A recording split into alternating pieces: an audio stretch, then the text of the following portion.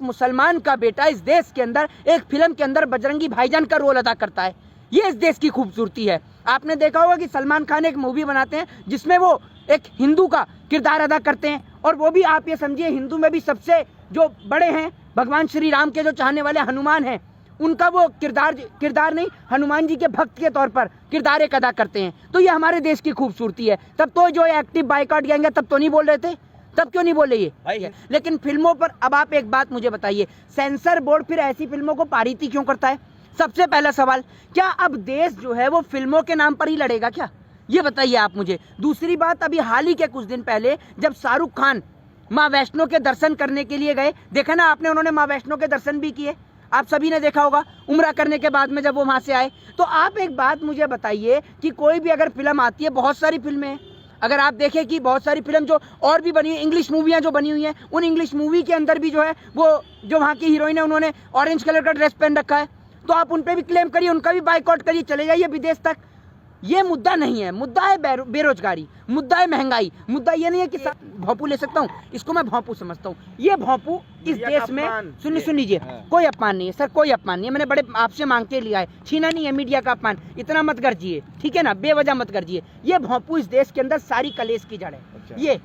ये पूरी कलेश, सुन लीजिए, पहले सुन लीजिए, या तो आप बोल लीजिए, सुन लीजिए, ये जो आप मेरे हाथ में भोंपू देख रहे हैं, ये पूरी कलेश की जड़ है। ये इस देश के अंदर लेकर सड़कों पर निकला जाता है। ब्रेकिंग न्यूज, हेडलाइंस आप देख रहे हैं, ठीक मेरे पीछे ये है इंडिया गेट।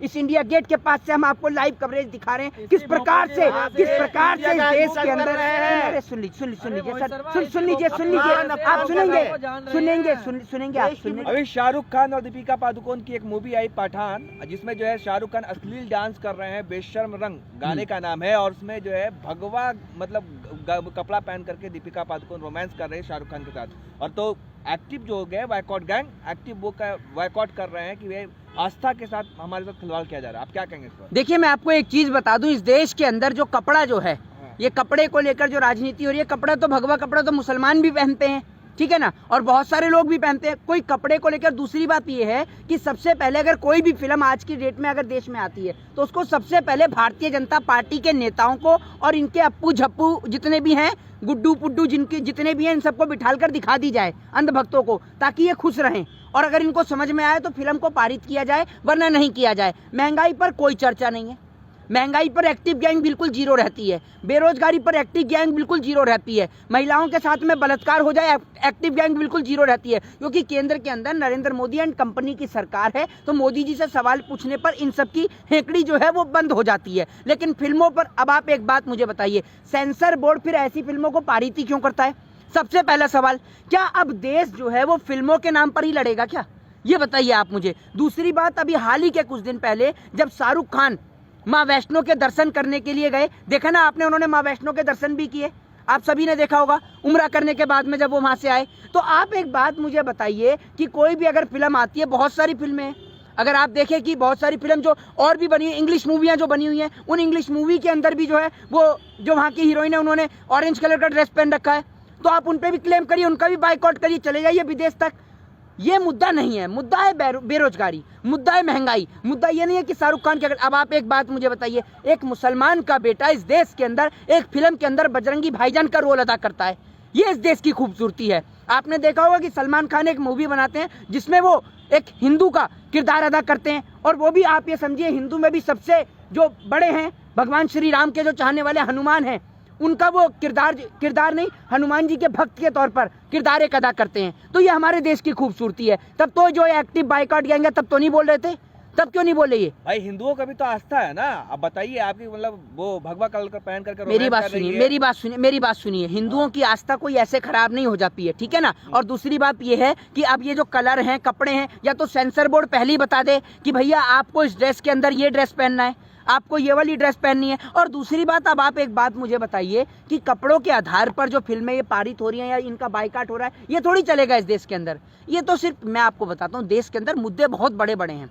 ऐसे ऐसे मुद्दे हैं, एक सहनशील वाले मुद्दे हैं, ऐसे मुद्दे जिन्हों का जवाब देश की सरकारें आज नहीं दे पा रही हैं। उन मुद्दों से देश की जनता का ध्यान हटाने के लिए पठान फिल्म हो या कोई आमिर खान की फिल्म हो, उसको जो फिल्में हैं, इनको मुद्दों को उठाया जाता है। दूसरी बात, अब क्या ये समझ रहे हैं शाहरुख खान की अगर ये इस मूवी का बायकॉट करेंगे तो क्या उसके घर में रोटी नहीं पकेगी? ये बताइए ना। शाहरुख खान ने थोड़ी मूवी बनाई है भैया, मूवी तो जिस प्रोड्यूसर ने बनाई, जिस डायरेक्टर ने बनाई, आप उससे सवाल करिए। शाहरुख खान ने थोड़ी मूवी बनाई है, उसने तो उसमें किरदार अदा करा है। ठीक है, तो आप जो है उस प्रोड्यूसर से, उस डायरेक्टर से सवाल करिए, आप सेंसर बोर्ड से सवाल करिए। आप हिंदू मुसलमान क्यों करने लग जाते हैं हर जगह? लेकिन दीपिका पादुकोण जेएनयू गई थी ना, आपको पता है कि नहीं? 6 जनवरी 2020 को जब 21 को जब घटना हुई थी जेएनयू में, तब गई थी दीपिका पादुकोण। भाई तो जेएनयू जाना क्या आपराधिक मामला है क्या? देश की वित्त मंत्री वहां से पढ़कर निकली है, बताइए आप मुझे।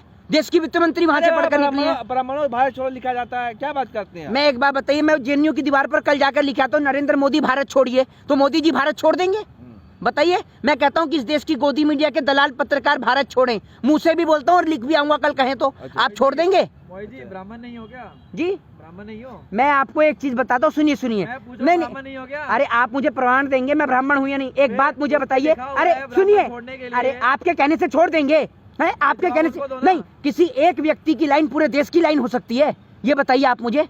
नहीं किसी, अरे सुनिए, सोच देखिए, सोच। अरे सोच क्या, देखिए सुनिए, ये अर्नब गोस्वामी की तरह हल्ला करना बंद करिए। जैसे वो प्रदीप जो भंडारी जो है ना टीवी चैनल पर किस प्रकार के आप शब्दों का इस्तेमाल करता है, सोच के चक्कर में कहीं आप कुछ और ना निकाल दे मुंह से, इसलिए अपनी सोच को अंदर रखिए आप, ठीक है ना। वो आपने देखा होगा किस प्रकार से गालियां भी देते हैं ये लोग लाइसेंस लेकर गालियां बकते हैं। इनको लाइसेंस मिला हुआ है, खुलेआम जो इनके मुंह में आता है वो बकते चले जाते हैं। अब मेरी बात सुनिए, मैं आपको बताता हूँ, जवाहरलाल नेहरू यूनिवर्सिटी की आपने बात करी, जेएनयू की जो आपने बात करी, दीवार के ऊपर अगर कोई भी व्यक्ति ये लिख देगा कि ब्राह्मणों भारत छोड़ो या बनियो भारत छोड़ो, तो किसी के बाप की ये औकात नहीं है कि कोई किसी को इस देश से भगा सके।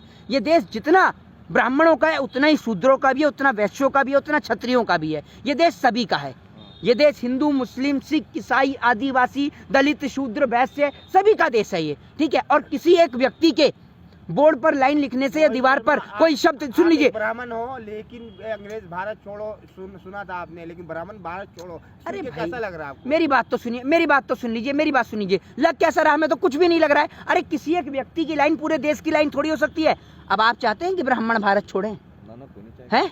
आप चाहते हैं ब्राह्मण भारत छोड़ें? आप चाहते हैं ब्राह्मण बनिए भारत छोड़ें? बताइए आप मुझे, हैं?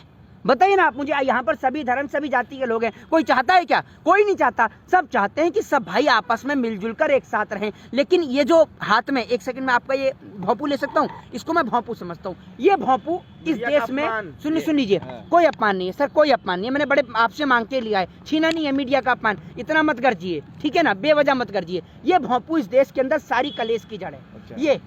ये पूरी कलेश, सुन लीजिए, पहले सुन लीजिए या तो आप बोल लीजिए, सुन लीजिए। ये जो आप मेरे हाथ में भोंपू देख रहे हैं, ये पूरी कलेश की जड़ है। ये इस देश के अंदर लेकर सड़कों पर निकला जाता है। ब्रेकिंग न्यूज, हेडलाइंस आप देख रहे हैं, ठीक मेरे पीछे ये है इंडिया गेट। इस इंडिया गेट के पास से हम आपको लाइव कवरेज दिखा रहे हैं किस प्रकार से इस देश के अंदर। अरे सुन लीजिए सर, सुन लीजिए, आप सुनेंगे, आप सुनने का काम करेंगे। अरे आप सुनने का काम करेंगे, देश की मीडिया। अरे सुन तो लीजिए, सुनेंगे आप या तो आप ही बोल लीजिए आकर, आप ही बोल लीजिए, यहाँ कर बोल लीजिए, आप ही बोल लीजिए, सुनेंगे आप? अरे मैंने गलत बोला? अब तक मैंने आपको कोई गाली दे दी? नहीं, ये भोंपू ही है।